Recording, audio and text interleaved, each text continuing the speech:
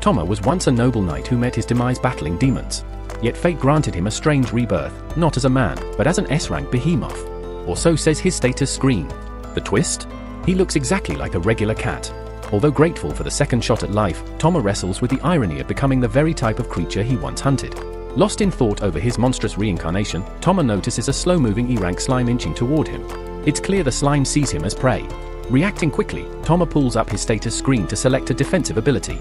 He unlocks a rock projectile attack and uses it to blast the slime, killing it instantly.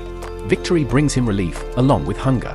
Realizing he hasn't eaten since waking in this new world, Toma decides to taste the slime. To his surprise, it's delicious. Even more shocking, consuming monsters seems to grant him their powers. From the slime, he gains a handy item storage skill. Encouraged by this unexpected advantage, Toma chooses to explore the dungeon further. As a supposed S-rank, none of the creatures he encounters, golems, snakes, or even minotaurs, stand a chance. He slays and devours them, stacking up new skills as he goes. Being a cat-shaped monster suddenly doesn't seem so bad, and Toma begins to enjoy his bizarre new life. Elsewhere, at the dungeon's entrance, a voluptuous elf girl shows up, ready to begin her day of adventuring. Meanwhile, Toma stumbles upon a treasure chest in the middle of a room. Excited to finally experience the thrill of treasure hunting, he hurries to open it. Inside, he finds a giant gemstone, but the celebration is short-lived. The chest wasn't a mimic, but it was still a trap. Without warning, Toma is teleported to a secret boss chamber. There, he finds himself on the back of an earth dragon. Unlike the weaker creatures he's fought, this beast is also an S-rank, meaning this fight won't be easy. The dragon sneers, amused by his presence, and threatens to crush the intruder. But Toma, still adjusting to life as a magical creature and barely an hour old, refuses to give up. He tries his rock attack again, but it harmlessly bounces off the dragon's sturdy scales, ricocheting into the ceiling and creating a hole. The dragon slashes at him in retaliation, and Toma activates an iron body skill to survive the blow. Though protected, the attack leaves him heavily wounded. The dragon, impressed by his endurance, calls him persistent but ultimately doomed. As she prepares to end it, Toma taps into a newly unlocked flight ability, dodging upward through the hole. But before escaping, he slashes her eye with his tail, a desperate move that gives him just enough of an edge to flee with his life. Severely injured and rapidly losing blood, Toma struggles to escape the dungeon in search of a safe spot to recover. Just as he nears the exit, his strength gives out and he collapses. As he lies motionless and helpless, he hears footsteps approaching from around the corner. Fearing the worst, Toma braces himself to be finished off, only to discover it's the same voluptuous elf girl he encountered earlier. Seeing Toma's fragile form sprawled on the ground, she rushes over without hesitation. Hours later, Toma regains consciousness in a cozy bed, his wounds expertly treated.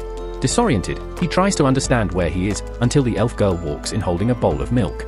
Recognizing her face, Toma is awestruck by her striking beauty and can't help but mentally praise her very generous proportions. She expresses relief at seeing him awake, remarking how close he came to death. She's baffled by how a tiny feline like him ended up in such a perilous dungeon in the first place. Toma quickly figures out that she believes he's just a normal house cat rather than the powerful S-rank creature he truly is. Since he can't speak, he has no way of correcting her. But even if he could, why bother? Her misunderstanding earns him a spot on her legendary pillow every night. Over the following weeks, Iria nurses Toma back to full health with care and dedication.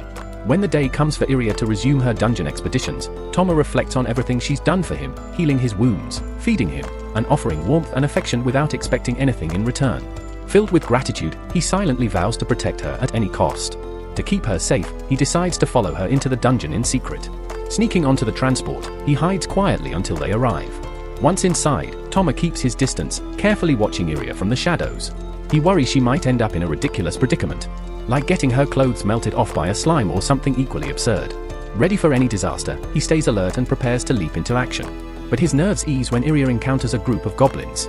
Activating her acceleration ability, she makes short work of them, striking with surgical precision. Once the threat is handled, she kneels down to collect goblin ears for the bounty. Toma, witnessing her in action, is genuinely impressed. With his past experience as a knight, he can clearly see how refined and deadly her swordsmanship is.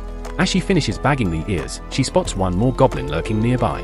Though she's already filled her quota for the day, if it chooses to attack, she's more than ready to strike it down. What Iria doesn't yet realize is that this particular goblin isn't just any ordinary creature, it's a goblin mage. Before she has time to react, it hurls a blazing fireball straight at her. Caught off guard by such a powerful attack, Iria is placed in immediate danger. Watching it unfold, Toma knows he can't let her get hurt. But if he uses any of his true abilities, he risks exposing himself as something more than just a normal cat, something he's not ready to reveal. Acting on instinct, Toma shoves Iria out of harm's way and charges at the goblin mage. With a clean swipe of his seemingly harmless kitty claws, Toma sends the goblin tumbling backward. It stumbles down the dungeon steps and meets its end. Iria is left in disbelief. How did Toma get here, and why is he fighting? But in the moment, all that matters is her gratitude. On the boat ride back to town, she rewards him by letting him curl up on her generous chest, giving him affectionate belly rubs, which, to his surprise, he finds himself growing dangerously fond of. Once back in town, Iria heads to the Adventurers Guild to turn in the goblin ears she collected. As she makes her way to the reception, she's intercepted by Lord Casmin, an all-too-familiar face she's been deliberately avoiding. As usual, Casmin tries to recruit her for his party, but Iria politely turns him down, well aware of his unsavory reputation. Still, Casmin pushes, ignoring her clear refusal. In true scumbag fashion, Casmin reaches out, aiming for a double-handed grope of her cheeks. Before his hands get close, though, Toma strikes, sinking his teeth into Casmin's hand and refusing to let go. Casmin yelps in pain, thrashing wildly, but Toma hangs on like a Fuhrer-fueled vice. When Casmin finally manages to fling Toma off, the cat flips through the air and lands right on his face, unleashing a flurry of claws before gracefully returning to Iria's chest. Fuming and embarrassed, Casmin goes for his sword, ready to retaliate. But before he can unsheath it, the guildmaster, Arnold Schwarzenegger, better known as Anna, grabs the weapon mid-draw. She coldly reminds him that guild rules forbid pulling weapons over personal grudges, especially against a cat, and warns of serious consequences if he continues. Defeated by her authority, Casmin backs down and storms out of the guild. Iria thanks Arnold for the timely save, but Anna just shrugs it off and compliments Toma on his quick reaction. Iria proceeds to the counter, where Arnold logs the goblin ears, marking her quest as complete. Later, Iria finds a seat to relax, with Toma lounging on her lap. She tickles his belly, a peaceful moment between them, until her fingers wander a bit too low, brushing places she probably shouldn't. The way she looks at him afterward reveals a little too much excitement for comfort. When it's time for a bath, Iria insists Toma join her. Though he protests, holding on to his chivalrous principles from his past life as a knight, Iria has other ideas. Despite his resistance, Toma ends up in the bath with her anyway. While they relax in the bath, Iria starts opening up about her past. She shares with Toma how her village was almost wiped out by demons years ago, only to be saved at the last moment by a heroic figure wielding the legendary blade known as Alicia. Ever since that day, Iria has been determined to become just as brave and powerful as the warrior who rescued them. The following morning, Iria heads to the guild alongside Toma. As they walk through the town, Toma observes how warmly the townspeople greet her. It's clear that Iria is beloved by everyone, her presence brings smiles, and people speak to her with genuine affection. Upon arriving at the guild, Iria greets Arnold at the front desk with her usual cheerfulness. But Arnold's demeanor changes instantly. His tone turns grave as he warns her that today isn't the best time to be around, and urges her to leave right away. Before Iria can react, however, Casmin saunters into the guild with smug satisfaction plastered across his face. He loudly declares that after being scratched by her cat, he reported the incident to the Baron, and the Baron responded by issuing a direct order: Toma must be put down. Iria is devastated. Though Toma hasn't been with her long, he's already become incredibly important to her. The idea of losing him is unbearable. She drops to her knees, begging Casmin to reconsider. He smirks, clearly enjoying her despair, and presents her with a twisted proposal: a duel. If Iria wins, Toma is spared. But if she loses, she must agree to marry him. The conditions are outrageous. Not only is Casmin a more seasoned adventurer, but the stakes are entirely in his favor. Still, faced with no better choice, Iria accepts. The battle starts quickly. Casmin lands a brutal kick to Iria's side, knocking her to the ground. As she rises, he mocks her, praising her reflexes but dismissing them as inadequate. Iria changes strategy, throwing a barrage of daggers in his direction. But his enchanted cape, resistant to blades, renders the attack useless. He bats the knives away effortlessly. He then rushes in, striking fast and hard with his sword. Iria struggles to hold her ground, but she's ultimately disarmed, leaving her exposed and defenseless. At that moment, it seems like all hope has vanished. Toma watches helplessly, torn. If he intervenes, everyone will know the truth about what he really is. But if he stays back, Iria will lose everything. As Casmin lifts his sword to force Iria's surrender, Toma makes his choice. He charges forward and activates his iron body ability, stepping between the blade and Iria. The impact shatters Casmin's weapon, leaving him dumbfounded. Without hesitation, Toma lets out a thunderous howl attack, launching Casmin into a grove of trees. By sheer bad luck, or poetic justice, the fragments of his broken sword follow the same path and land directly where it hurts most, between Casmin's legs. Suffice it to say, his already bad day just got infinitely worse. Gasps ripple through the crowd, unable to process what just unfolded before their eyes. They're certain they witnessed the cat perform feats no regular pet should be capable of. Toma had foreseen this outcome. He knew that by acting, he'd expose his true nature. He's fully aware it won't be long before the audience begins to suspect what he really is. And once they do, there's a good chance they'll turn on him. Still, Toma feels no remorse. His only priority was keeping Iria safe, and in that mission, he succeeded. Cautiously, Iria and Arnold step closer, their expressions filled with awe and disbelief. They start speculating about what Toma might be. But instead of jumping to the conclusion that he's some kind of monster, they land on another idea. Perhaps he's an elemental cat, an extremely rare and magical being. Toma, caught off guard by the assumption, silently marvels at his incredible stroke of luck. With a grin, Arnold announces Iria as the duel's winner. And just like that, things settle down, at least, as much as they can when your life involves being an overwhelmingly powerful cat with the world's most legendary and coziest cushion. The following morning, Iria attempts to coax Toma out of bed with some affectionate snuggling, but the mischievous kitten playfully nips at her ear, leaving her bright red and flustered.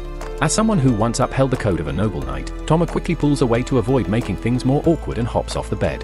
Still, Iria keeps calling after him, her voice carrying an oddly emotional tone that makes Toma feel even more uncomfortable. A little later, Iria brings Toma along to the local blacksmith's forge to meet her friend, Vulcan.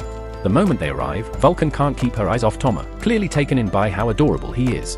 As Iria shares a few stories about Toma, Vulcan eagerly asks if she can hold him. Toma seems quite pleased as Vulcan lifts him up and gushes over his cuteness. But Iria gently steers the conversation to the real reason they came. She needs Vulcan to craft armor for Toma. Vulcan is absolutely thrilled by the request and jumps at the chance to create something so special. Without wasting any time, she starts taking Toma's measurements, promising to design armor that suits him perfectly. As she works, Iria leans down and quietly asks Toma if he's ready to head off on an adventure. Toma responds with an enthusiastic nod, his tail twitching with excitement. While the two make their preparations, Vulcan is completely immersed in her task, treating the project like it's the most important thing she's ever done. In less than 10 minutes, she proudly reveals the finished armor, and it's nothing short of exceptional. Toma looks striking in the new gear, and it fits like a glove. Still, Vulcan admits there's another issue she hasn't solved: Iria's sword. Despite reforging it numerous times, she can't seem to reduce the weight, making it hard for Iria to use effectively in combat. After giving it some thought, Vulcan proposes they form a temporary party. That way, she can watch Iria fight firsthand and figure out how to fix the problem. The group sets off into the dungeon that very day, where Vulcan immediately shows her power by crushing the grotesque goblins that cross their path. Iria watches in awe, clearly impressed by Vulcan's raw strength and fierce fighting style. Toma, too, sees her as both brave and incredibly talented.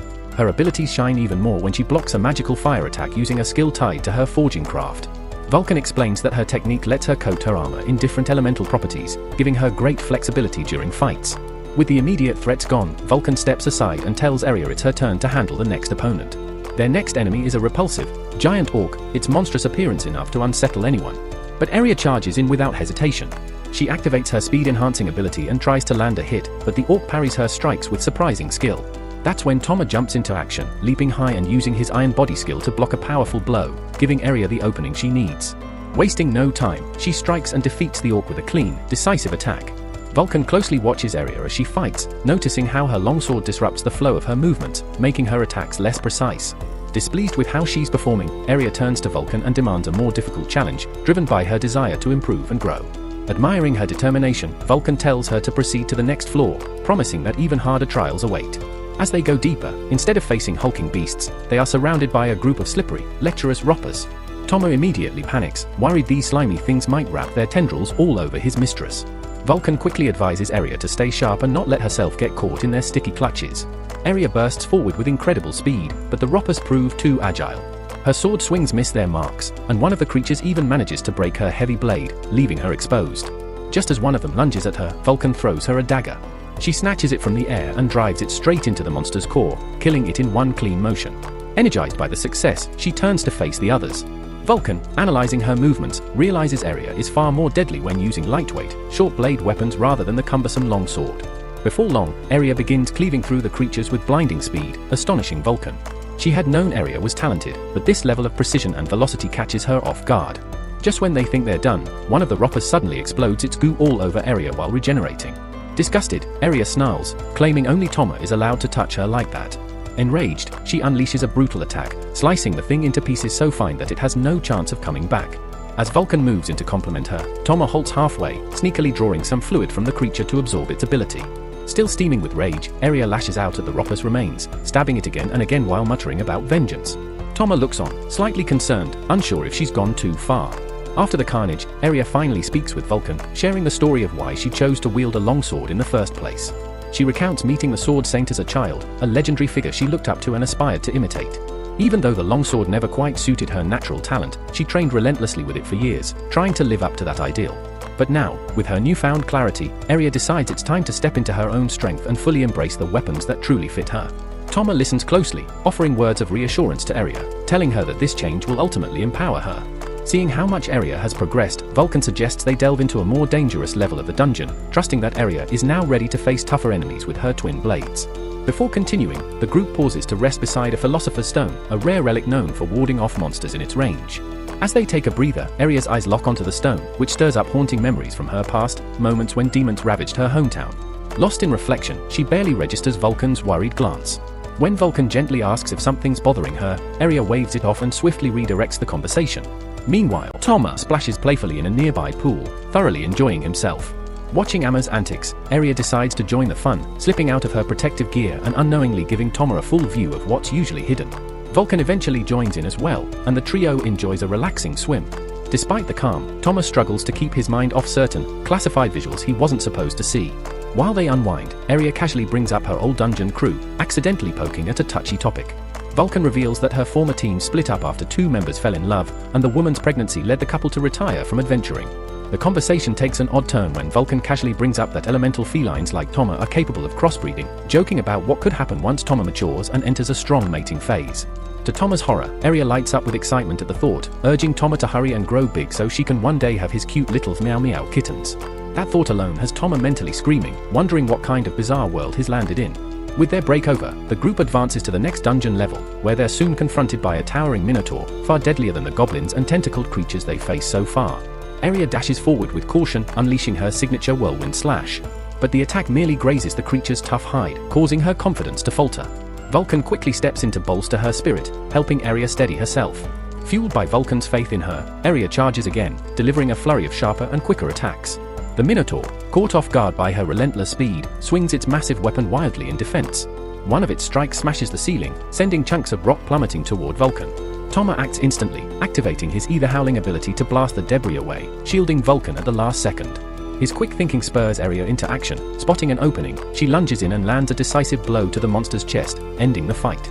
As Toma lets out a victorious cheer, Vulcan stares at him with admiration, impressed by the small cat's heart and heroism. Her mind drifts as she can't help but think that Toma has an incredibly commanding presence. Meanwhile, back at the Adventurers Guild, Aria, Vulcan, and Toma turn in the spoils they collected during their dungeon exploration. They soon meet with Arnold, who takes note of the deep lacerations on the Minotaur remains and curiously asks who delivered such powerful blows. With a confident grin, Vulcan explains that the wounds were caused by Aria's newly refined combat skills. Arnold, remembering Aria's initial struggles when she first came to town, praises her impressive progress and determination. Aria, touched by the compliment, responds with genuine appreciation, feeling proud of how far she's come. With their reward secured, the trio heads to a nearby tavern to enjoy a celebratory meal. Once there, Vulcan eagerly dives into several rounds of drinks, amusing Toma, who finds himself wondering if she's a seasoned drinker. Aria takes a moment to sincerely thank Vulcan for her support during the mission, admitting that she genuinely enjoyed fighting alongside her. Vulcan agrees, happily pulling out a rare healing herb she picked up during the dungeon crawl as a souvenir. The warmth of their conversation triggers a wave of nostalgia in Toma, reminding him of the camaraderie he once shared with fellow adventurers in his past life. Even so, he reflects that his current life isn't bad at all. After all, living as the adored pet of a beautiful elf isn't something to complain about. As the bond between them grows, Vulcan brings up the idea of forming a proper adventuring party. Caught off guard, Aria is touched by the offer but feels too shy to respond right away. Sensing her hesitation, Toma gently bites her hand and places it on Vulcan's, symbolically agreeing on her behalf. The trio bursts into laughter and cheer, officially forming their party. Riding the wave of friendship, they order more drinks and decide to make the night unforgettable. Later that evening, Toma finds himself caught between Aria and Vulcan's thick plot armor. The melodramatic tension doesn't help his sleep, especially when Aria mutters in her sleep about hoping Toma won't be too wild. Flustered and slightly suspicious, he tries to ignore it and refocus. Needing something to do, Toma opens his status menu and is surprised to find that he can now evolve. However, evolving may mean becoming an enormous beast, which could force him to part ways with Aria and Vulcan. Choosing heart over strength, Toma decides to stay just as he is, their loyal and trusted companion. The next morning, while out and about, Aria and Toma come across 2 shady men bullying a young girl, accusing her of being a thief. Aria steps in at once, and once the men notice her elemental feline, they quickly back off. She gently reassures the girl and learns she's an orphan, then brings her to a nearby chapel that cares for abandoned children. Hearing Aria's kind and sincere words with the nuns, Toma is moved by his master's compassion and silently pledges to be by her side more than ever before. That evening, Arnold summoned Aria to the Adventurers Guild to congratulate her on advancing to C rank. He presented her with a polished new pendant to mark the achievement, but their celebration was cut short by a disturbance near the quest board. Arnold then shared that people had vanished in Linren, a nearby town where rumors of demonic involvement were spreading. Upon hearing this, Aria's determination flared. Fueled by her hatred for demons, she immediately sought more details and expressed her desire to take on the urgent quest without hesitation. She pressed Arnold for everything he knew regarding the strange disappearances. Vulcan grew uneasy with how eager the elf was to charge ahead, questioning whether she was truly ready. Yet Aria stood firm, unwilling to let more innocents suffer. Impressed by her resolve, Vulcan offered his assistance, and Arnold remarked that it wouldn't be long before the two were scouted by a mercenary guild. Just then, a young man in a simple tunic entered the guild. He introduced himself as Cedric, and the adventurers quickly recognized him as the Duke's firstborn, famed for his expertise in labyrinth warfare. Cedric greeted Vulcan with familiarity and told Aria he looked forward to fighting alongside her. Thomas suddenly recalled Cedric from the Great War, Ragnarok, when humanity clashed with demons. Though many lives were lost, the battle ended in victory thanks to a gifted young mage, the Grand Mage, whose leadership earned him legendary status. Aria, though excited, grew nervous about their small party facing such grave dangers. Arnold, clearly impressed by Cedric's charisma, reassured her, claiming Cedric could inspire confidence in anyone. As Aria leaned into him playfully, Arnold reminded her to keep her affection in check while in public. Curious, Aria asked if they were a couple, and Vulcan's confirmation left Toma bewildered. Remaining silent until they got home, Toma sensed the elf's unease. Understandable, given the peril ahead alongside such a renowned warrior. The cat affectionately licked her cheek, and she responded with a kiss to his furry head. The moment caught Toma off guard, but he quickly regained focus as they prepared to set out. During their travels, new companions joined them.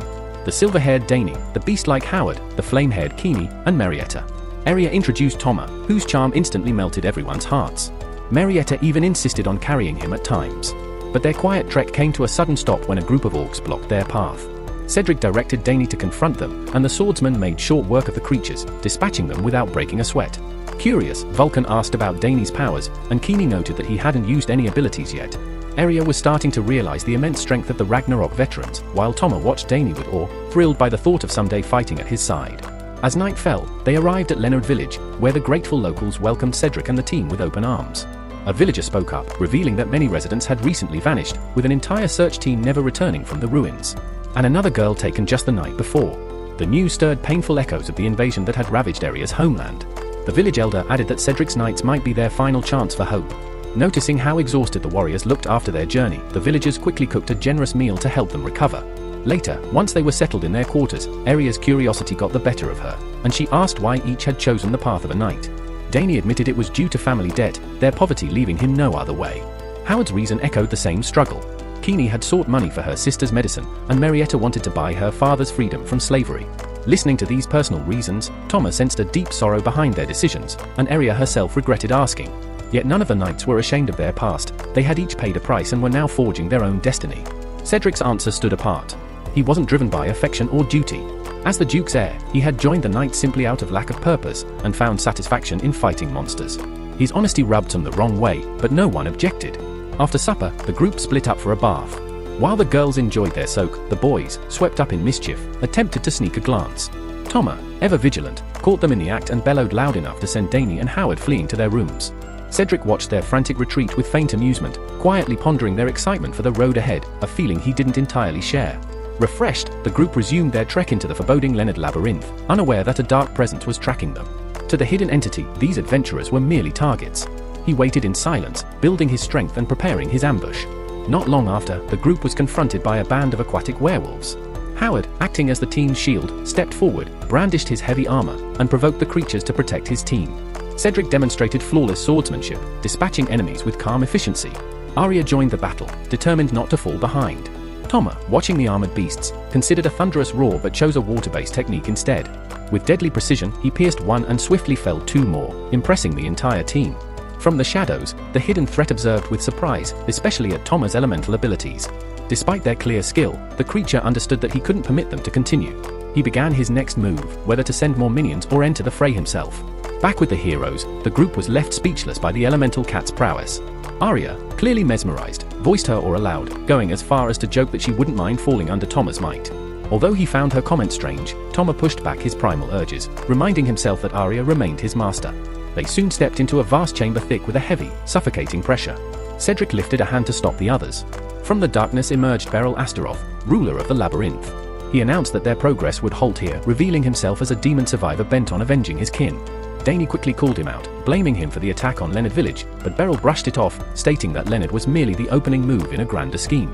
With a cold grin, he summoned a band of trolls to engage them. Aware of the danger, Cedric instructed everyone to split up. Yet Beryl was ready for this, conjuring a barrier that cut Toma off from the others. One of the trolls lunged at Toma, only to have its arm ripped off by the fierce feline. To Toma's shock, the limb regrew within moments. Meanwhile, Cedric and the rest were quickly encircled, realizing their only real chance was to count on Cedric to create an escape route.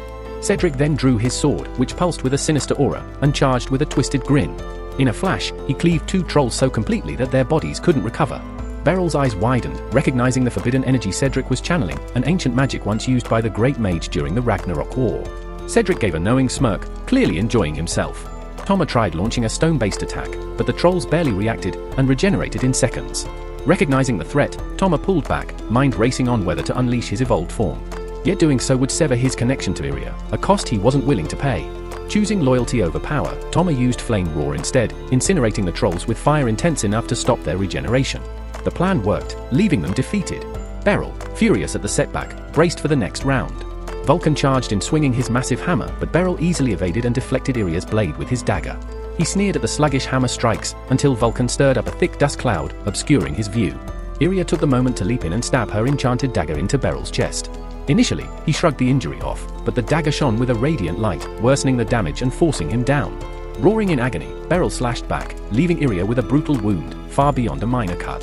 The team scrambled to pull her back, dread rising as Toma feared the blade may have been laced with poison. Beryl, still clinging to life, lets out a sinister smirk and proclaims that humanity will fall when true strength resurfaces. As his final words hang in the air, his body slowly begins to turn to stone, crumbling into dust shortly after. Meanwhile, a deadly poison spreads swiftly through Iria's arm. Cedric examines the wound and soberly announces it to be dragon venom, a lethal toxin. Howard immediately presses his magical shield against it, hoping to slow its spread. Without wasting time, the group rushes Iria back to Leonard Village. Upon arrival, the village medic confirms their fears. Dragon venom kills in less than 2 days, and only the eye of an earth dragon can counter it. With no other options, the team discusses hunting the creature. Cedric firmly opposes the idea, saying there's no time to waste. As Iria's suffering grows, Toma, gripped by guilt and panic, leaps out the window. Flashes of the time Iria saved his life play in his mind, and he promises to return the favor, no matter the cost. He races to the ancient ruins where he had once been reborn as an elemental feline, ready to face the earth dragon he narrowly survived once before. The beast, surprised to see Toma again, sneers and mocks his previous retreat. But Toma holds his ground this time. Deep inside, he knows his current power won't be enough. Left with no other option, Toma makes a defining choice. He decides to awaken his full behemoth form, embracing his true potential to save Iria. Now towering in his massive shape, he unleashes a fiery assault on the dragon. The creature retaliates with blazing fury, lunging forward and sinking her fangs into Toma's throat, scorching him with searing heat. Though the pain is unbearable, Toma doesn't flinch, it was all a part of his strategy. He anticipated her carelessness once she attacked. As she bites, Toma retaliates, slashing her eye with his flaming blade, bursting it with a hiss like a punctured balloon. The dragon collapses at last, but Toma's energy is spent, reverting him back to his tiny feline form. There's no time for regret, Iria needs him. He quickly stores the dragon's eye in his inventory, spreads his leathery wings, and races back to her side. Back home, Iria lies unconscious, barely clinging to life. Vulcan waits beside her, tears falling as the rest of the group silently watches the painful scene. Suddenly, a loud thump from outside grabs everyone's attention. Cedric and Danny rush out to find the slain earth dragon's body, and a tiny, drained Toma lying beside it. Cedric wastes no time, shouting that they must use the dragon eye right away. As the team springs into action, Toma silently wishes for Iria's recovery, unaware that she is trapped in a terrifying vision. Within her dream, she sees her village consumed by flames and chaos. When she was just 13, Iria's village was raided by demons searching for the Philosopher's Stone, leaving devastation and death in their wake. In the chaos, a terrified young Iria tried to escape but ended up face to face with the monsters. Frozen in fear, her body trembled. Just when it seemed all hope had vanished, an elemental feline, similar in appearance to Toma, appeared and shielded her from harm. Suddenly, Iria jolts awake, the nightmare vivid as ever. It finally makes sense to her why she has always felt such a deep bond with cats. Her gaze shifts to Toma, curled up quietly beside her, and a wave of warmth and thankfulness washes over her. The next morning, everyone is relieved to see Iria in better spirits. Arnold becomes overwhelmed with emotion and bursts into uncontrollable sobs. Although the worst has passed, traces of the toxin remain, meaning Iria must take a few days to fully recover.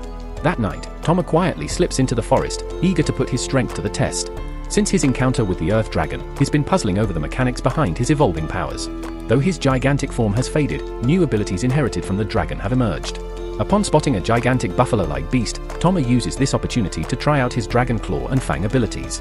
In a blur of speed and power, he brings the creature down with ease, stunned by how much his strength has grown.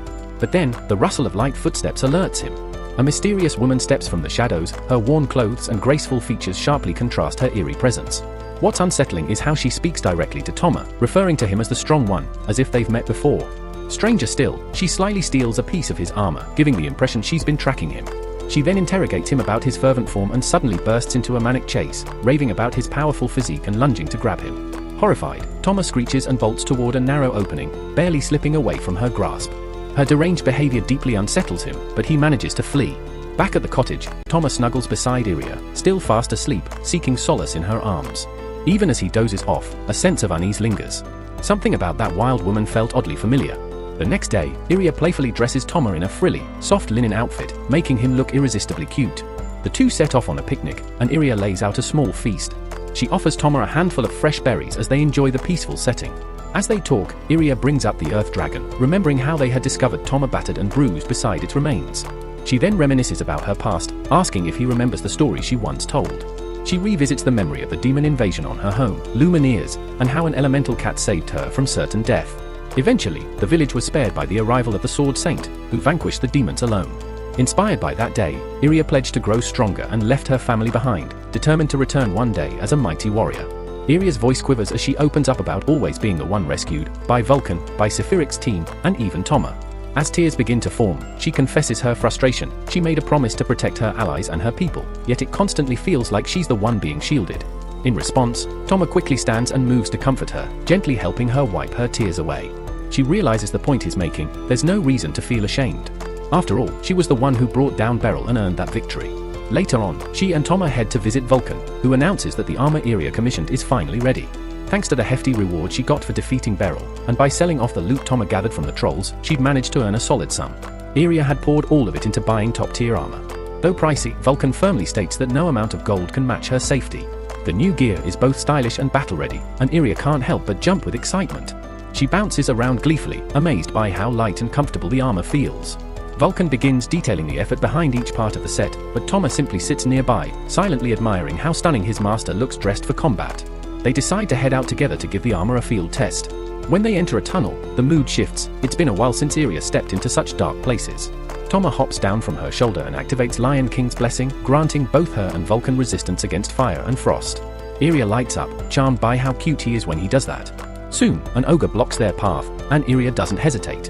With blazing speed, she dashes forward, surprising even Vulcan by not activating any skills. In one clean motion, she severs the beast's head, giving it no chance to strike back. She cheers, proud of the armor and her newly bought daggers, but the celebration doesn't last. Toma goes still, picking up on an eerie presence nearby. From the shadows emerges a strange woman muttering cryptically about fate and searching for Toma. Iria, puzzled, asks if she's a lost adventurer from ruin, but the woman claims no ties to such a place. Instead, she claims to be born from darkness itself, stretching her hand toward Toma with desperation.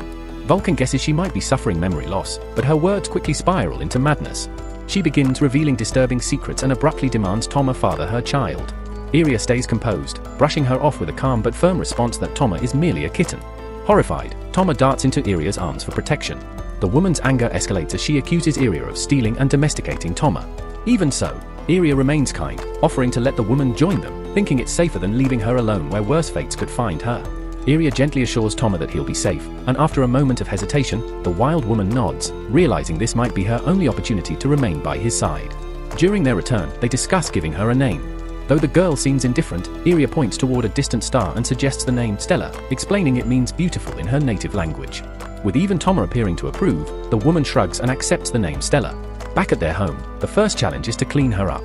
She grumbles about how long it'll take, but Iria is determined to scrub her thoroughly. Once the bath is over, Stella feels refreshed and springs to her feet, fascinated by the cleaning stone used. Vulcan corrects her, telling her it's called soap. Caught up in the excitement, she dives into the pool with a splash, acting like a carefree child. Soon after, Iria calls Toma over to clean his small paws. Watching this, Stella becomes instantly envious. She loudly complains about the unfairness and insists on washing Toma herself. Iria refuses without losing her composure, stating it's her right as Toma's caretaker. Later that night, Toma is awakened by Stella calling out to him through telepathy. He looks over to see her silently staring at him, her presence eerie. They're somehow communicating mind to mind. Stella brings up the moment Toma once struck her down, leaving him confused until she refers to the labyrinth. That's when he pieces it together. She was once the mighty earth dragon. Stella explains that she was born with overwhelming power, untouched by other creatures until Toma defeated her by destroying her eye. After her fall, she was reborn, fragile, tattered, and in a new form, just like Toma had been. As her former self was dying, she made a vow to reunite with him, and upon reincarnation, she chased that purpose without hesitation. Toma, now tense and uncertain, asks if she seeks vengeance. But instead, Stella says her intentions are even more intense. Calmly, she declares that she's given herself to him completely, no longer seeking battle. Her only desire now is to carry his offspring, leaving Toma stunned. She confesses with heated emotion that Toma is the only male she's ever considered strong enough to captivate her heart. Then, without delay, Stella pounces on him, her goal obvious, until Iria intervenes at the last second, yanking Toma out of reach. Stella collapses in shame, trembling in a corner. Iria, now stern, reprimands her and tells her to stay away from Toma. She then turns and quietly returns to bed. Yet as Toma tries to get some rest, he can still hear Stella whispering ominously in the dark, making it clear she won't give up trying to reach him. Toma the next morning, Iria treated Stella to breakfast. Tasting freshly made food for the first time, Stella nearly lost herself in joy before quickly regaining her composure and slipping into an inner chat with Toma. After their meal, Iria led her on a walk around the town, hoping familiar sights might trigger some of the memories Stella claimed she had forgotten. Unfortunately, the only clear image Stella could recall was Toma jumping into her golden gloves, a mystery she was determined to understand above all else. This led Toma to realize that Stella seemed to view Iria as the more capable one between them. Iria then suggested that Stella register as an adventurer, believing it could give her new direction. To get her ready, they visited Vulcan's workshop to address her equipment issues. Both Iria and Vulcan were a bit unsure about Stella's choice of attire, which looked like it came straight from a flashy Ormlifans catalogue, but Stella loved the snug fit and how it kept her assets comfortable. Iria then focused on helping Stella pick out a proper weapon. Stella, however, brushed off their concern and revealed her half-dragon powers, showing she still carried immense strength from her past self. They tried out multiple weapons until she chose an oversized shield made for giants. Toma, curious, asked why she didn't go with a sword alone, and Stella replied that her loss to him taught her how vital defense truly was. Pleased with her decision, she paired the shield with a blade and prepared to test them both in a dungeon. Iria assigned Toma to watch her during combat. But before Vulcan could outline a plan, Stella had already charged ahead and ran into 3 goblins enjoying a break. Alarmed, the goblins attacked, and Iria and Vulcan yelled at her to fall back, but she paid no attention. She raised her shield and drew her sword, then activated her dragon claws, tearing through 2 goblins instantly. The last goblin went for a sneak attack, but Stella snatched her blade mid-air and ended it with one devastating blow. Iria and Vulcan stood stunned, barely able to process the overwhelming power they had just witnessed. Meanwhile, Toma quietly noted that Stella's rebirth hadn't weakened her powers in the slightest. With no enemies left in sight, Stella grumbled about wanting tougher opponents. The team then agreed to head deeper into the dungeon and eventually encountered a pair of orcs. Wasting no time, Stella crushed the first one against the wall with brutal force. The second orc hesitated, clearly sensing its fate, but Stella didn't give it a chance to escape. She took it down quickly, leaving the hallway soaked in gore. Inspired by her momentum, the party pushed further into the dungeon's depths. Eventually, the group made their way into a section swarming with gooey, bacteria-like creatures. Before Iria could issue a warning, Stella dove into the fray without hesitation. Her overconfidence was short-lived, though, as the creature's slimy appendages coiled around her, sending an uncomfortable jolt through her. Toma stepped in quickly, using the moment to highlight the dangers of underestimating such enemies, especially the risk to her assets. This fired Stella up, causing her to charge forward recklessly. But the blobs retaliated swiftly, snatching her weapon and coating her in a thick, sticky substance. The unexpected ambush overwhelmed Stella, prompting Iria and Vulcan to rush to her aid. Toma, meanwhile, noticed something off. Stella's strange reaction seemed linked to her draconic instincts. Activating one of his own tentacle-based abilities, Toma bound both her and the blobs in place before releasing a torrent of pressurized water that obliterated the enemies, bringing the bizarre encounter to an end. Regaining her senses, Stella was left feeling embarrassed by her lack of control. With a calm voice, Toma comforted her, assuring her that he'd protect her next time. His genuine promise stirred something deep inside Stella, causing her dragon instincts to flare up once again. Her body reacted by releasing a fresh burst of dragon slime. Realizing she had much to learn, Stella accepted Vulcan's offer to train her further, determined to rise as a valuable team member. As they spoke, Stella's mind drifted to warriors she had once faced in another life, recalling how formidable they had become through teamwork. Inspired by that memory, she felt a rush of excitement, eager to reach those heights with her current allies. Just then, Iria found herself lost in her own thoughts. Turning toward Toma, she blurted out a bold request, asking him to test his tentacle skill on her cannons. The absurdity left Toma frozen in shock, completely blindsided by the statement. Before he could react, Arya had already begun to strip down without shame. Thankfully, Vulcan stepped in at the last moment, managing to restrain her before things escalated beyond repair.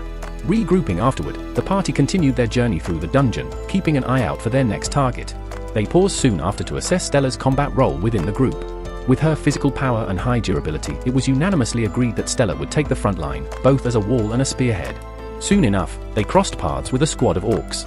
Without hesitation, Stella took point, using her shield to bait the creatures into combat. One particularly aggressive orc charged her, but she reacted in a flash, slicing off its arm with a swift, precise blow. As she moved in to finish the job, fear overtook the wounded creature, and it bolted in terror. Stella, not one to let enemies slip away, immediately gave chase with fierce determination. Meanwhile, Toma activated his magical support skill, unintentionally amplifying both Arya and Vulcan's spell work, along with Arya's growing fixation on his eggplant. Together, they swept through every last monster in their path until they arrived at a tranquil dungeon hot spring. Without hesitation, they decided to take a break. What followed was pure turmoil for Toma, who battled his own thoughts while the girls shamelessly paraded their assets, testing the limits of his self-control. Things took a turn when Arya, bold as ever, nestled Toma against her chest, insisting he belonged there to unwind. Refusing to be outshone, Stella pressed her impressive dragon curves against Arya's, sparking an all-out rivalry for Toma's favor. Fully convinced that Arya fell short, Stella proclaimed she was better suited to care for Toma. Naturally, Arya wasn't about to let that slide, and their back and forth soon turned into a fiery standoff. Vulcan, trapped in the middle, attempted to calm them down. She proposed that Stella consider the role of Toma's secondary partner, a suggestion that only added fuel to the already burning fire. Their melon clash intensified so much that the resulting impact sent Toma crashing into the ceiling, left to contemplate the absurd path his life had taken. Eventually, they returned to the guild to have Stella meet Arnold. Before registering her as a formal adventurer, Arnold introduced the party to a man named Reese, who had a special request. He explained that he was setting out on a long journey and needed a strong group to protect a rare item. When Arya asked what the item was, Reese replied that it wasn't something he could disclose in public. He guided them to a secured vault, unveiling the object in question, the remains of Stella's dragon form, much to her shock. Reese elaborated that these bones once belonged to a beast that had stood against formidable foes. That aura of defiance is exactly what caught the eye of the buyer, leading him to acquire the remains without delay. As Stella stood silently before the skeleton, Toma reached out to her telepathically. She admitted that seeing it stirred something deep within her, a painful memory of her own end, and an intense sorrow surfaced, rooted in her deep bond with Toma. Just then, Arnold returned, and before Arya could leave, he handed her a badge for her advancement to B rank. Soon, the group set off on the escort mission, with Arnold and Vulcan staying behind. Throughout the journey, they faced several dangers, but none were able to hinder their progress thanks to the seamless teamwork of Arya, Stella, and Toma.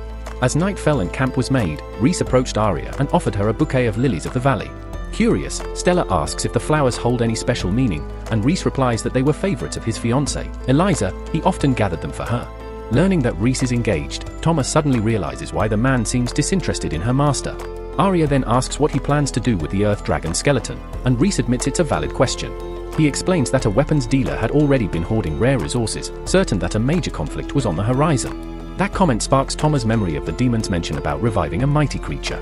Wrapping things up, Reese notes that they should arrive in Gladstone by the next day and recommends they rest for the night. The group settles into sleep, but before dawn, a strange event begins to sweep through the area. Toma dashes from his tent. Trying to make sense of the strange occurrence, everything nearby is affected, except for their immediate camp. As the disturbance spreads, Arya wakes up, alarmed, but Reese calmly tells them the cargo is unharmed and assures them what they're seeing is simply a new labyrinth forming. Although few people know it, dungeons can spontaneously come into existence. Pressing forward, they move cautiously through the dense mist stirred up by the dungeon's emergence, and Reese believes they've passed through safely. Arya exhales in relief, confessing she'd love to come back and explore the dungeon someday, while Toma notes that new labyrinths are great sources of rare materials just waiting to be collected. Once they're clear of the haze, Reese turns to the group and asks if they'd like to enter, pointing out that finding a fresh dungeon is incredibly rare. He adds that it'd be even better if they were willing to sell any valuable finds to him. Excitement builds among the group, but the merchant warns them to remain alert. After all, the dungeon didn't even exist a few hours ago, and there's no telling what threats lie inside. With that in mind, as they approach the fog, Toma uses the Divine Lion's blessing to shield the party. Feeling invincible, Stella boldly charges forward, ignoring Arya's panicked calls to slow down. Unsure how to rein in the enthusiastic elf, Arya remembers a tip Vulcan once scribbled: if Stella ever got out of hand, promise her she could hug Toma after the fight. As soon as Arya says this, Stella skids to a stop and quickly rejoins the group, clearly motivated by the reward of hugging her favorite feline. But before they can regroup, they hear a mysterious feminine laugh surrounding them. A glowing orb appears and playfully asks if the adventurers are out hunting for treasure. The glowing orb signals them to follow, and Stella wastes no time, sprinting ahead without hesitation. However, the path it leads them down turns out to be a trap. Two massive apes burst forth, charging straight at the group. Without missing a beat, Stella takes point, taunting the beasts and forcing them to focus on her. One of the apes slams into her shield with a brutal headbutt, creating the perfect opening for Arya, who swiftly dispatches both creatures with clean, deadly precision. Arya commends their flawless coordination, but Stella mutters that her actions weren't entirely selfless, she did it all for Toma. As the dust settles, the sound of rustling leaves draws their attention, followed by a tiny voice attempting to feign innocence. Unconvinced, Stella demands that the hidden individuals reveal themselves or be pursued. In response, two Fey-like beings step into view, one small and the other towering. The smaller one introduces herself as Lily, a high pixie, and the larger identifies herself as Fury, a high dryad. Intrigued, Stella asks what they might taste like, prompting Arya to explain that these are forest pixies, often found in maze-like woodlands, though she admits she's never met one personally. She politely greets them, but the pair are utterly absorbed with Toma, scooping him up and showering him with gentle cuddles. Irritated by the one-sided attention, Stella attempts an attack, only to be halted by Toma's telepathic plea for calm. Stella accuses the two of leading them into danger, but Lily denies it firmly. She explains their only goal was to befriend Toma and show him the path to a hidden treasure. Fury confirms this, pointing toward a mysterious chest nestled deeper within the maze. Upon opening it, they discover a stunning flask filled with an exceptionally rare potion. Lily and Fury mention that other treasures like this are scattered throughout the area, but accessing them requires a special key located inside a hive guarded by massive, aggressive bees. No sooner is this said than the bees emerge, swarming the group. Stella ducks for cover as Toma unleashes a powerful howl. Arya follows with a sweeping strike, cleaving through the enemy swarm with a whirlwind slash. With the battle won, Fury cradles Toma in awe, amazed at his strength despite his tiny, adorable form. Lily praises the rest of the group, but Stella quickly asserts herself as the real backbone of the team. As things settle down, Arya retrieves the key from a tree branch. Lily and Fury explain that she will need it to open the door guarding the dungeon's final boss and its most valuable treasure. Arya surmises that such a place must hold extremely rare items and suggests a short rest before continuing, considering how far they've come and what may lie ahead. Seizing the moment, the Pixies excitedly ask if they can accompany the group to a human settlement, revealing it's been their dream for ages. Later on, the Pixies are captivated by their very first sight of a bustling city.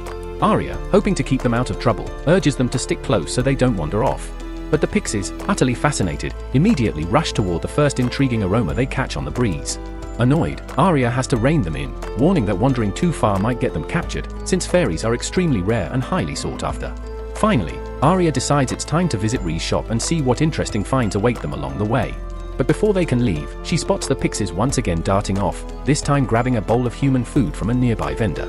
Seeing this, Stella insists she needs to try the dish too, and Arya quickly reassures the merchant that she'll pay for it, noticing his rising irritation. With that settled, Fairy finally gets to taste the unfamiliar food for the first time. A short while later, the group heads to Rhee's to have a rare item they retrieved from the labyrinth properly evaluated. Rhee's is ecstatic to discover that the item is the Tear of Truth, a liquid said to prevent anyone who drinks it from telling a lie. The merchant guesses that obtaining such a powerful relic must have been quite the challenge, and just as Arya begins to recount the tale, the Pixies come tumbling into the room, acting like mischievous little kids. Upon seeing them, Rhee's unexpectedly becomes emotional and apologizes, explaining that he's never actually seen Pixies before. He then abruptly remembers another task he forgot to handle and excuses himself without further detail. That night, as everyone winds down, Stella sidles up to Toma, eager to claim her promised reward, a heartfelt hug, only to be swatted away by the cat. Even so, Arya agrees Stella did an excellent job and gently asks Toma to give her one hug, which he reluctantly does. In that moment, Stella can hardly believe it's finally happening. She pauses, unsure how to accept the prize she's longed for. Slowly, she pets the tiny creature before excitedly leaning in to nuzzle his fluffy belly. Elsewhere, Vulcan rejoins the team after finishing her errands in town, only to be taken off guard when a skeleton abruptly rises from the earth. But the creature isn't particularly threatening, so she simply smashes it with her hammer. Still, as Abel watches, a wave of strange purple energy surrounds the shattered remains, leaving Vulcan puzzled by the eerie sight. At the same time, the escort group unlocks the boss room's door and steps inside. The fairies stay behind, cheering them on enthusiastically. On the other side, the party is greeted by a B-rank torrent dragon that instantly launches a barrage of powerful magical blasts, pounding relentlessly against Stella's shield. Still, Stella doesn't retreat. Determined, she charges in and slams her shield into the dragon, managing to divert its focus. Arya takes the chance to launch a side attack, but the dragon anticipates the move and lashes out with its tail. Stella reacts in time, sprinting to block the attack with her shield, guarding Arya. Focused on distracting the creature, she assures her allies that she can handle it and encourages them to finish the fight quickly, all the while throwing verbal jabs at the dragon to keep it riled. Toma watches in awe, amazed at what Stella has achieved with the team in such little time. Once more, the tank notes that she's someone who takes action and delivers results. As the torrent dragon swipes at her with its claw, Stella catches the limb, forcing an opening in its defense, one Toma instantly recognizes as the moment to strike. Without hesitation, he fires off his flame howling and restrains the creature with his tentacles. In that exact moment, Arya speeds in and slashes its throat with precision, landing a deadly blow that finishes the fight and secures their first major win. Toma rejoices at their victory, showering his master with praise, while Stella grins, declaring they couldn't have won without her. Not long after, the group finds a treasure chest containing 2 scrolls. Upon activation, the scrolls release a strong surge of energy into Arya, granting her a lost technique known as Sacred Blade. With this newfound power, the team heads back to the labyrinth forest in hopes of reuniting with the Pixies, only to discover that both are missing. Concern growing, Toma rushes toward the empty food bowl the fairy once held, fearing something may have gone wrong. Elsewhere, in his office, Rhys rings a small bell and muses that a significant event is on the horizon. His gaze drifts to a portrait of his late fiancée, Eliza. At the same time, the group journeys home through the forest, unease growing with each step, still clueless about the Pixies' fate. Troubled, they finally arrive back in the city where Stella and Arya relay the entire story to Vulcan. After listening carefully, Vulcan advises them to check the tavern for more leads. Just then, a butler enters with 2 cloaked individuals, announcing that Count Gladstone has come seeking Arya. As he continued speaking, it became obvious that the butler was blatantly ogling the women, his gaze lingering far too long on their figures. He then made comments about Stella and Vulcan, praising their dazzling looks and calling them truly stunning, while confidently stating that the Count would be delighted to see them as well. Stella, thrown off by his insinuation, gave a vague response, while Arya flatly stated that they were currently busy, though they would stop by to meet the Count later, regardless of who he even was. The butler then explained that disregarding the Count's direct request was not taken lightly and could have consequences. Realizing the seriousness of the situation, Vulcan promptly agreed that they would get ready. Without delay, the butler exited, waiting for them in a carriage stationed outside. Once he left, Stella questioned the need to meet with such a peculiar man, especially when their primary goal was to find the fairies. Vulcan replied that she had caught wind of some unsettling tales about Count Gladstone. While riding in the carriage, Vulcan revealed that this noble had a dark reputation for abducting women. Concerned, Stella asked if it was possible he had captured Lily and the fairy. Vulcan nodded, explaining that this was the very reason they had no choice but to follow the Count's servant. Before long, they reached the Count's estate. The butler walked up to the grand door, knocking firmly to announce their arrival. The Count called them in, and the moment he saw them seated on his lavish sofa, he immediately declared that he had never seen such breathtaking women. Vulcan offered a polite thanks for his welcome, with Arya also showing appreciation. Then, seemingly struck with an idea, the Count snapped his fingers and proposed they become more than just acquaintances, suggesting, rather bluntly, that they become his lovers. The vile man proudly claimed that no one had ever regretted accepting such an offer, while Thomas silently observed with disdain, realizing that this man was every bit as disgusting as the rumors had described. Just then, the butler returned, carefully carrying a tea set and began pouring cups for each guest. Count Gladstone excitedly urged them to drink, but the women hesitated, suspicious of what might be in the tea. Vulcan gently declined, saying she wasn't thirsty, but the Count insisted they at least try a taste. As Arya lifted the cup to her lips, the Count looked on in anticipation. But before she could drink, Toma activated the Lion King's blessing, shielding his companions and ensuring their bodies would remain protected. Soon after, the 3 of them took cautious sips. To the Count's surprise, their faces lit up with real enjoyment, and they even asked for second helpings. Bewildered, the Count turned to his butler and demanded to know why none of the women had succumbed to the brew's intended effects. Leaning closer, the servant admits he's uncertain, but assures them he'll prepare an even more potent mixture next time. As the tension intensifies, Stella suddenly slams her hand on the table and demands to know the whereabouts of Lily and Fairy. Without pause, she grabs the Count by the collar, but he stubbornly repeats that he has no idea where they are.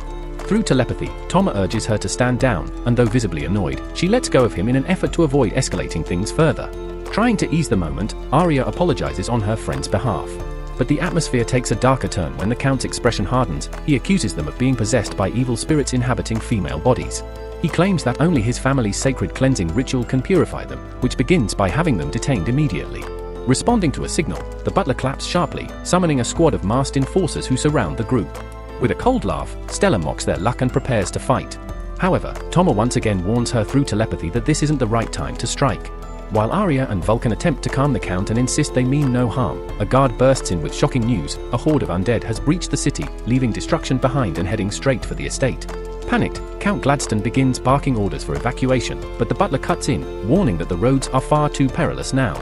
He advises the Count to seek shelter on the upper floors for his own safety. Wasting no time, the Count commands his servants to protect him before fleeing upstairs. The butler then asks what should be done with the women, but the rotund noble simply scoffs and retreats with his men. With the room cleared, Arya expresses her concern for the people outside and insists they can't just sit by. The others nod in agreement, their resolve firm. Beyond the walls, pandemonium unfolds as skeletal monstrosities terrorize the streets, forcing frightened civilians to flee.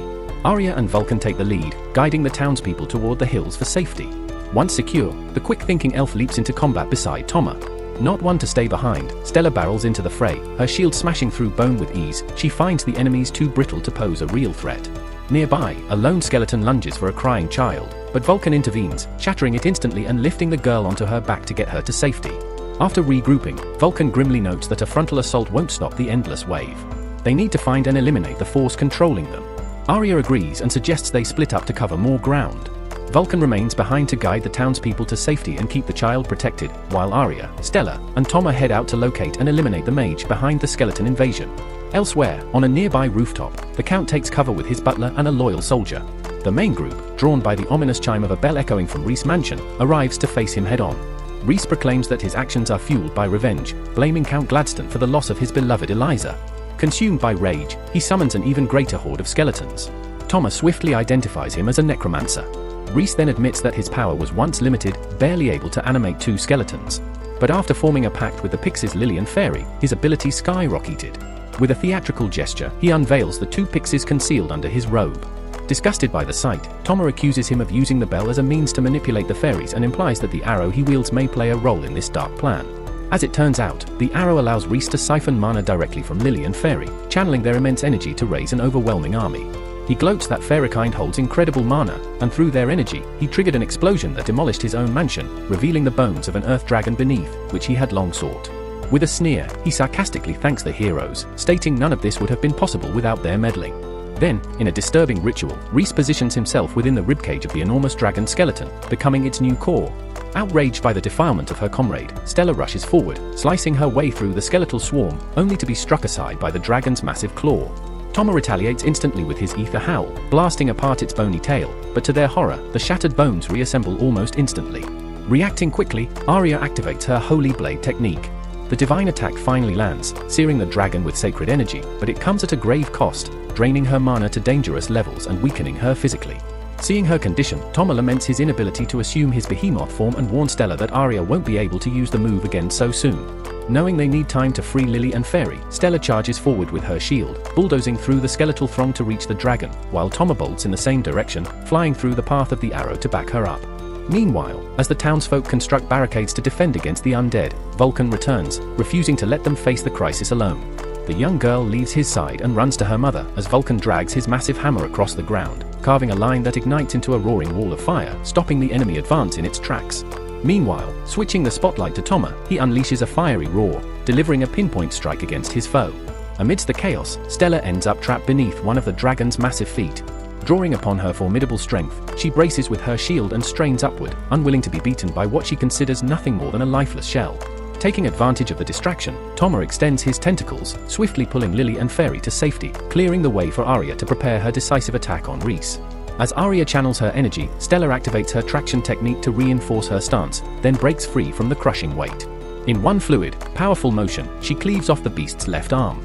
Toma then intensifies the assault with his blazing blade, cutting deep into the creature, while Arya drives her sanctified sword into its center for a critical strike. In a flash, the monster disintegrates into nothingness, leaving Rhys collapsed and broken, consumed by the realization that his vendetta had vanished like smoke. Stepping forward, Arya insists that the person lying before them is not truly Rhys, and that Eliza would never have supported his revenge. Yet, the man refuses to let go of his hatred toward Count Gladstone, and rings his bell once again, determined to summon his skeletal forces for one final battle. But this time, only a single skeleton answers the call. It slowly approaches, reaching for his hand, and as it makes contact, it transforms into Eliza's familiar figure. They are suddenly surrounded by the illusion of a peaceful, endless meadow. With a serene smile, Eliza gently tells him that he always lets his sorrow cloud his judgment.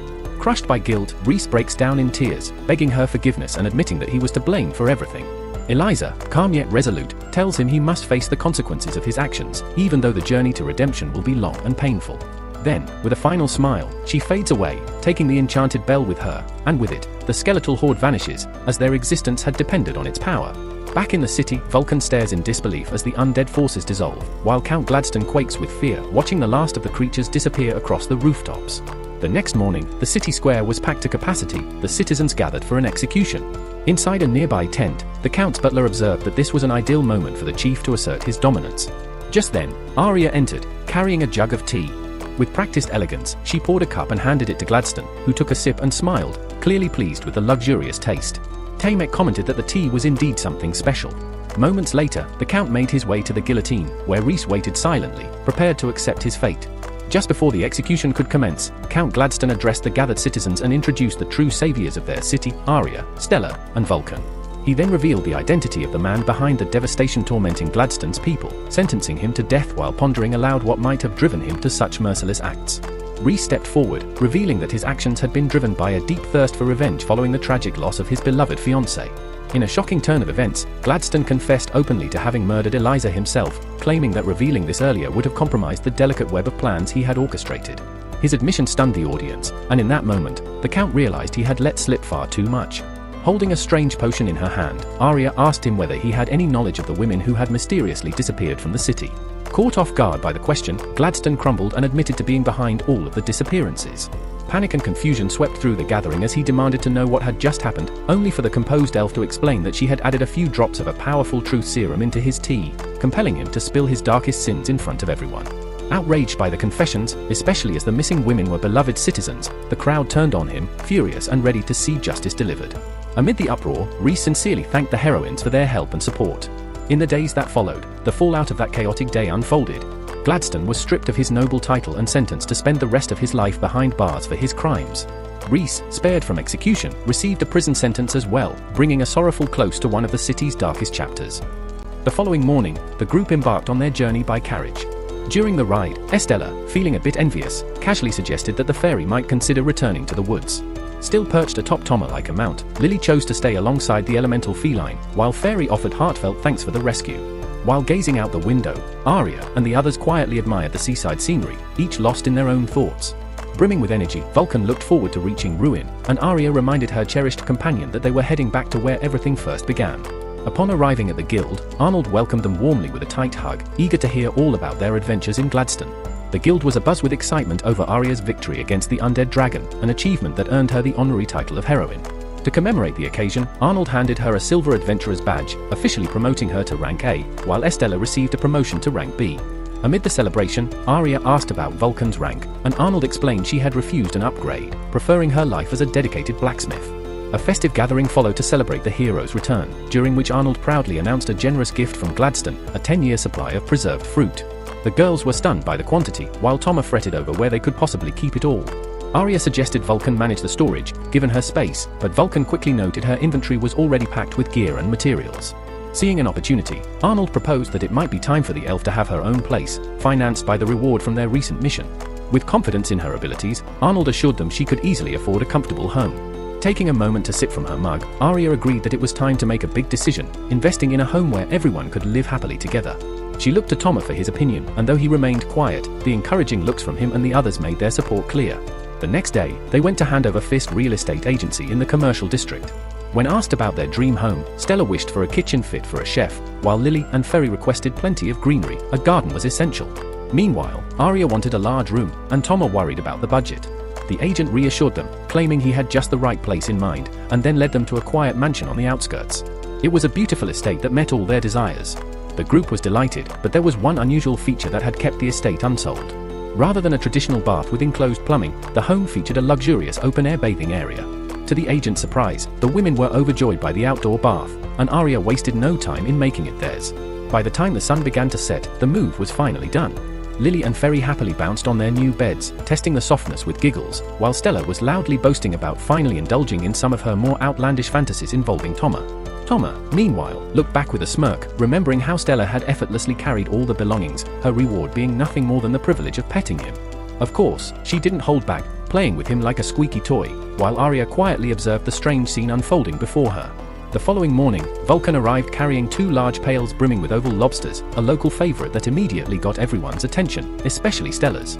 She eyed the creatures skeptically, asking if they were really tough to eat, but Vulcan just chuckled and promised they tasted amazing. That night, both Ephesid and Stella tore into the roasted meat with gusto, clearly relishing every bite. Later, the group's blacksmith ended up fast asleep, nestled beside Arya, only for Toma to squeeze himself in between them as he often did. While they slept, peculiar dreams filled their minds, Toma's especially strange, filled with flickers of elemental energy and odd visions tied to his feline nature. Though he longed to relax, Toma knew his journey wasn't over. He quietly leapt from the bed, resolved to unlock a new ability. Earlier that day, their fierce battle had ended with an overwhelming elemental explosion, and with it, Toma had awakened a third transformation, something he'd thought impossible after reaching his second. Yet anxiety stirred within him. What if he couldn't turn back into his normal cat form again? While brooding over these thoughts on the balcony, his solitude was interrupted when Stella, hearing his soft voice, came to check on him. Toma urged her to return to sleep, but she caught the troubled tone in his words and stayed. When she pressed him for the truth, he reluctantly revealed that he had tapped into a form even greater than his last. Stella's response was a storm of excitement. Her curiosity spiraled into obsession, and she began to chase him in desperation, passionately demanding he show her this new form, and in a bold frenzy, even insisted they share an intimate moment while he was transformed. The next morning, as everyone enjoyed their meal, Stella wouldn't stop pestering him through telepathy, her frantic requests echoing in his mind. After breakfast, Lily and Fairy brought up the idea of expanding the garden, and Arya was quick to support it, fondly remembering the rich greenery of her own homeland. She offered to find a skilled gardener in the afternoon, but Lily and Fairy insisted they do it themselves. Toma watched with disbelief as the two of them performed a ritual. They sang, drummed, and invoked the spirit of spring. In mere seconds, a massive tree sprouted in the middle of the yard. But Vulcan rushed outside in panic. It wasn't just any tree. What had grown was a world tree, a mythic colossus whose roots absorbed rare minerals from deep underground. Fairy was soon tasked with planting several ordinary trees around the world tree to help conceal it, as attracting too much attention could be dangerous. Meanwhile, the resulting surge of energy from the earlier disturbance caused a spring of life to emerge in the yard, a magical fountain believed to cure any wound or ailment. Vulcan expressed concern that tending to the garden could become a burden if left unchecked, but Lily insisted that the spring did wonders for the skin. With a sigh, Vulcan let the topic go, though unease still lingered in her thoughts. Inside the house, Vulcan and Arya discussed the possible dangers ahead. They mentioned how beings like Lily and Fairy were highly sought after for their unique abilities, making them potential targets for capture. The idea alone left both fairies visibly shaken, while Toma curiously asked how Vulcan had come to know so much. When the topic turned to rare resources, Vulcan brought up Orkokum and its steep market value. Arya replied that only top-tier artifact smiths, a title granted by the state, were allowed to forge it. Toma, somewhat disappointed, observed that Vulcan seemed content staying where she was, showing little desire to climb higher. At that moment, Arnold stormed in with alarming news. A powerful creature had surfaced on the first level of the ruins dungeon and had already taken many lives. The group decided to respond immediately, though the fairies chose to remain behind, fearing their involvement might put them in danger. However, seeing the uncertainty in Arya's expression, Toma gave a bold meow and stood tall, signaling his readiness to protect the team. Arya couldn't quite read Toma's exact thoughts, but she sensed that he wanted everyone to take part in the mission. With renewed determination, the group moved out. Despite initial hesitation, Lily and Fairy joined the expedition, equipped with customized gear crafted by Vulcan for extra safety. At the dungeon's threshold, the team encountered a low-tier goblin accompanied by an unexpectedly strong white-class hobgoblin. Ready to make their mark, Lily launched a focused fairy shot that struck the goblin square in the forehead, while Fairy transformed a branch into a flexible whip, lashing the hobgoblin with practiced ease. Their teamwork earned praise from the group. Watching them in action, Toma acknowledged their growing skill and potential in coordinated mid-range combat. Although they won quickly, a deep, unsettling roar echoed through the dungeon. Vulcan guessed it might belong to a minotaur. Arya was skeptical, thinking such a beast wouldn't appear this early, but Stella noted an unusual depth of dread in the sound. Delving further into the twisting dungeon passages, the group stumbled upon an A-class troll devouring its recent kills, including the very minotaur they had feared. As they crept closer, a loud, frightened scream rang out. Arya turned to Toma and asked him to stay back so she could see how the others performed in a real encounter. Lily and Fairy prepared a trap, but Lily's enchanted shot couldn't pierce the troll's thick skin. Fairy followed up with her whip-like branch, slashing the beast and drawing blood, though it began regenerating quickly and soon spotted their location.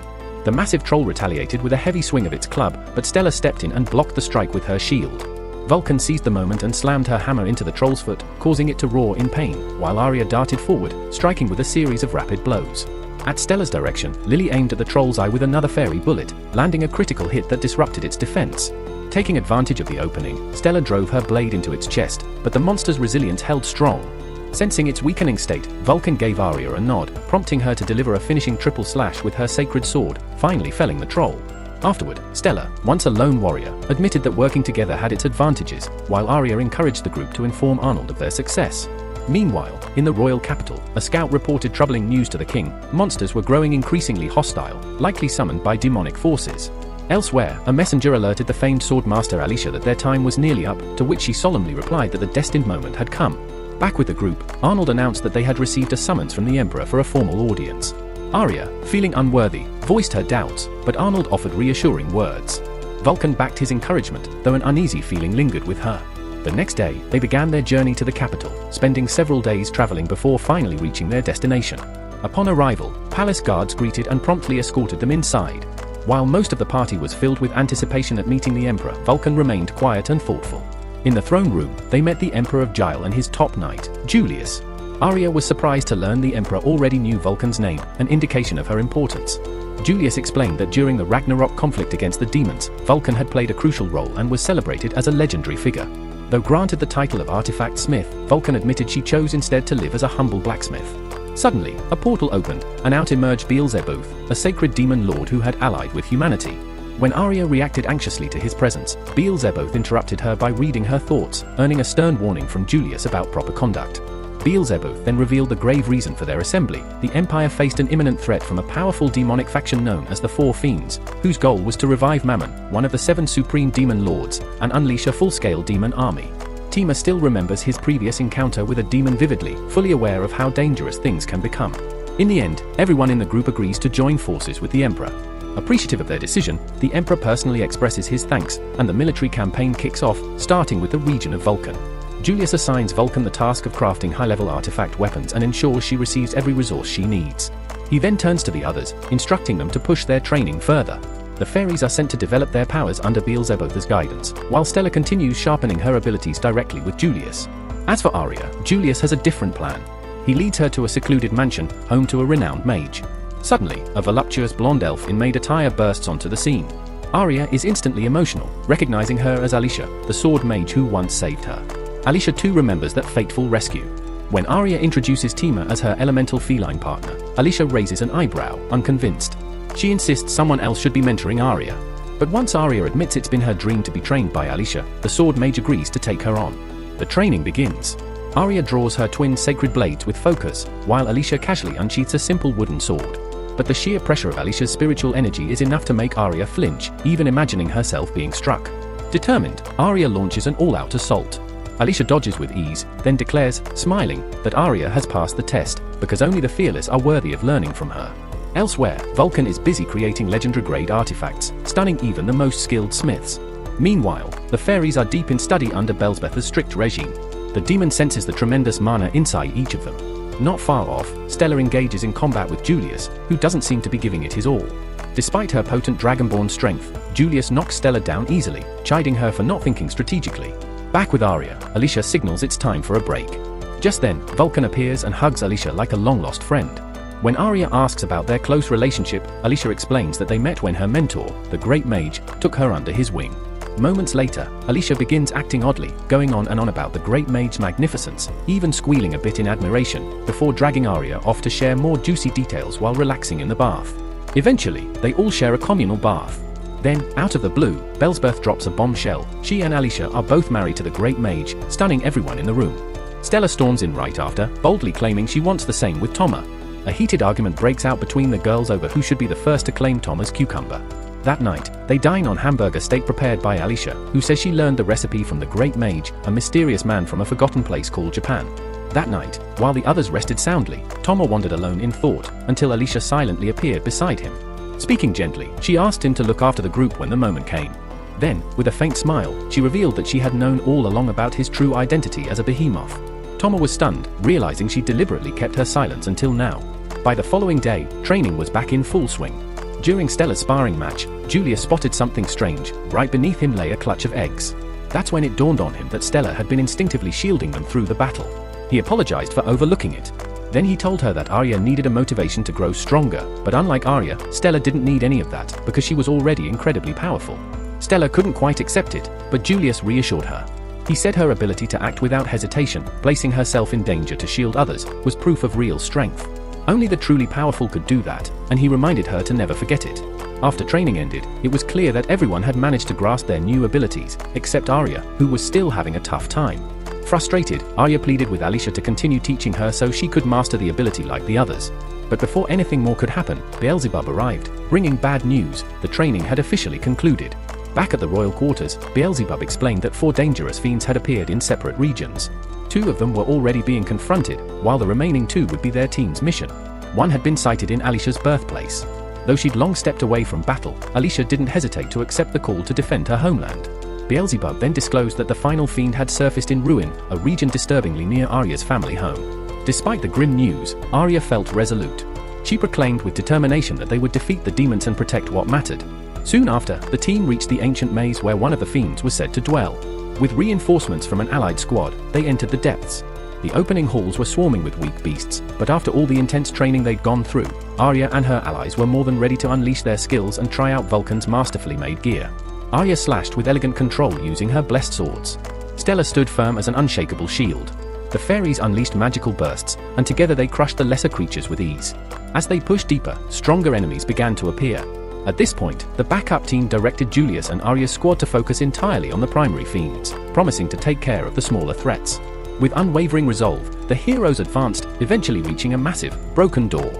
As Stella's heightened dragon instinct signal looming danger, Thomas steps forward to guard the group, offering extra protection as they venture further. Deep inside, they come face to face with Visago, one of the infamous fur fiends, who instantly senses their heroic presence from afar. With a cold command, he summons 2 terrifying creatures, Cyclops and Orthros, tasking them with killing the heroes while he escapes to the demon realm. But before Visago can retreat, Julius intervenes, cutting him off and stating firmly that the summoned beasts are for the others to deal with, Visago is his alone. The clash begins with intensity. Toma and Arya take on Orthros, while Stella and the rest concentrate on battling Cyclops. But Visago proves to be far beyond Julius's strength. With a single, crushing blow of dark sorcery, Julius is knocked unconscious. Seizing the moment, Visago empowers his summoned beasts even more, making them fiercer than ever, and then disappears into the demon realm, leaving his monsters to finish the job. As the team is pushed to its limits, Toma sees his loyal elf master in mortal danger, and is forced to unleash his third and most powerful behemoth form. Elsewhere, in a different part of the labyrinth, Alicia easily wipes out a pack of enemies before stumbling upon another of the 4 fiends, soaking calmly in a bath with no regard for danger. Alicia instantly recognizes this demon, one she defeated long ago, and prepares for combat.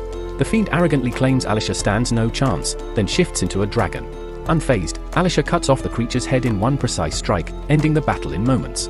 Back with Toma, everyone watches in awe as he transforms.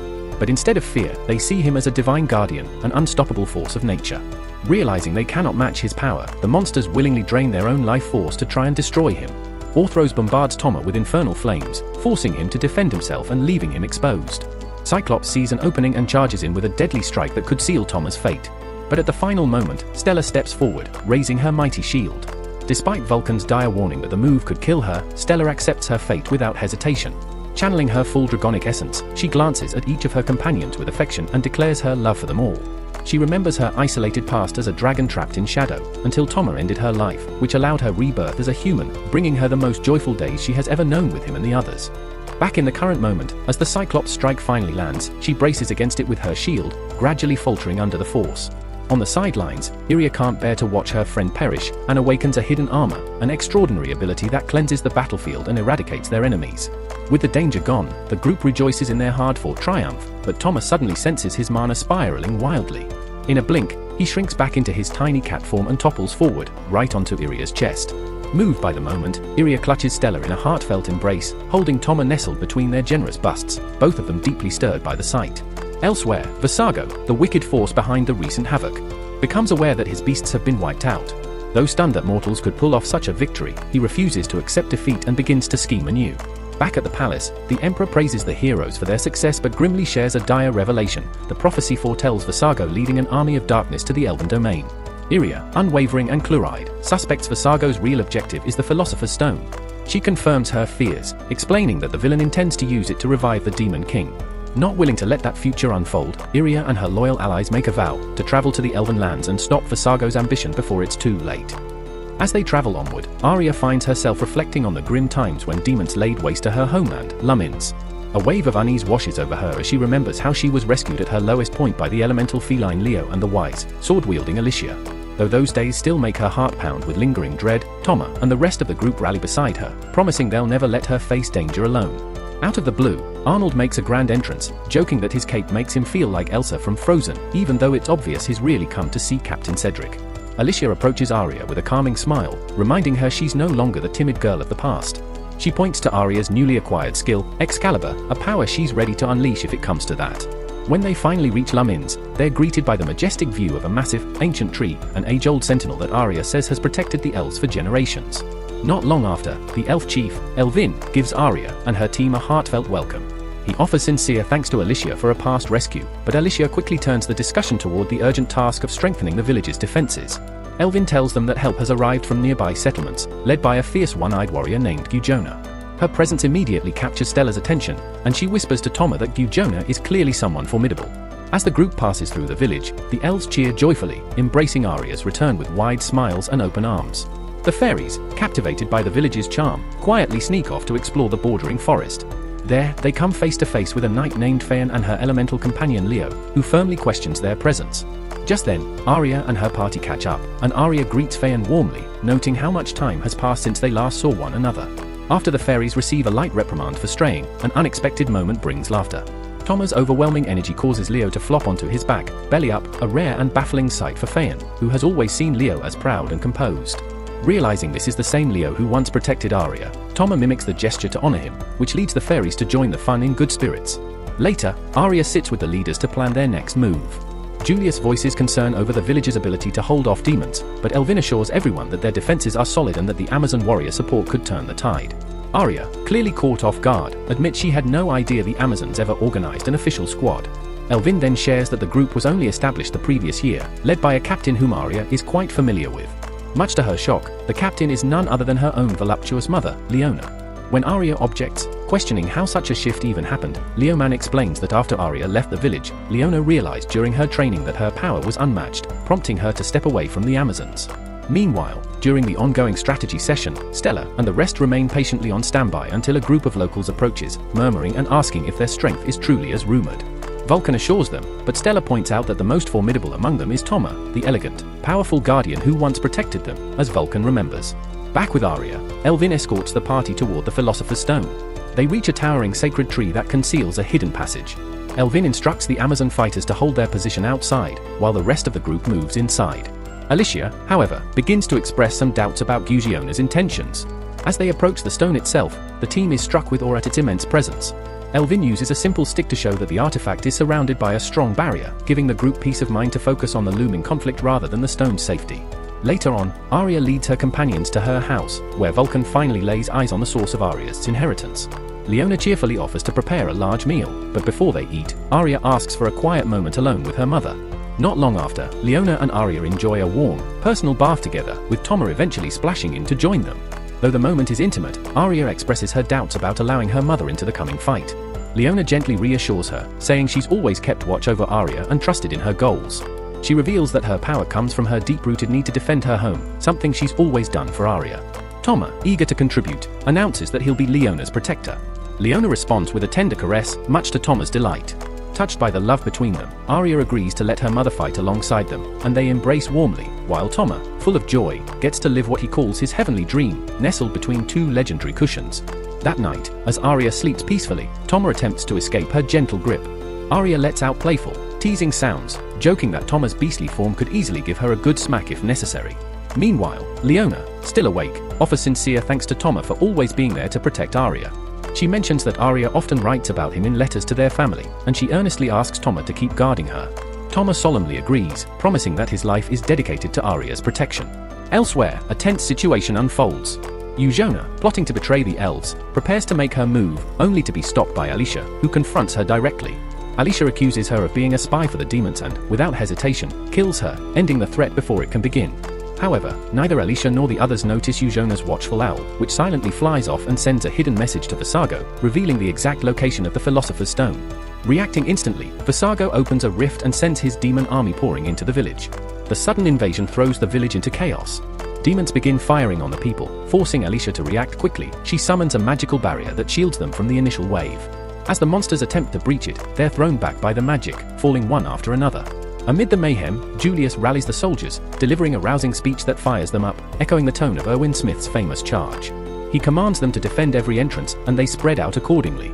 Before the clash begins, Tamon casts the Lion King's blessing on his squad, strengthening them for the fight to come. The warriors then surge forward, breaking through the enemy's front line, while Visago lets out a mocking, triumphant laugh.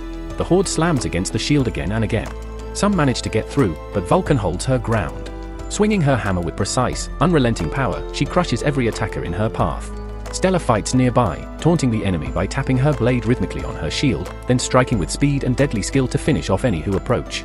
At the same time, Lily and Ferry unleash their powerful move, the Yggdrasil shot, sending a massive blast that wipes out wave after wave of enemies. Observing the fight from afar, Arya charges into the battle with Toma at her side. She knows this is her moment to act. With blazing speed, she rushes through the field, bulldozing past the monsters and clearing a path toward the heart of the battle. Meanwhile, Toma carved a path through the enemy ranks using techniques like Stone Howl and Dragon Fangs, opening a route for their allies to advance. Elsewhere on the battlefield, Danny, Howard, Kimi, and Marietta fought side by side, holding strong against the endless tide of foes. At the same time, Arnold displayed her skill by forming sleek, icy blades that froze opponents in their tracks, his eyes gleaming with admiration for the art of ice magic. In the chaos, a demon nearly landed a blow on Arnold from behind, but Cedric arrived just in time to shield his friend.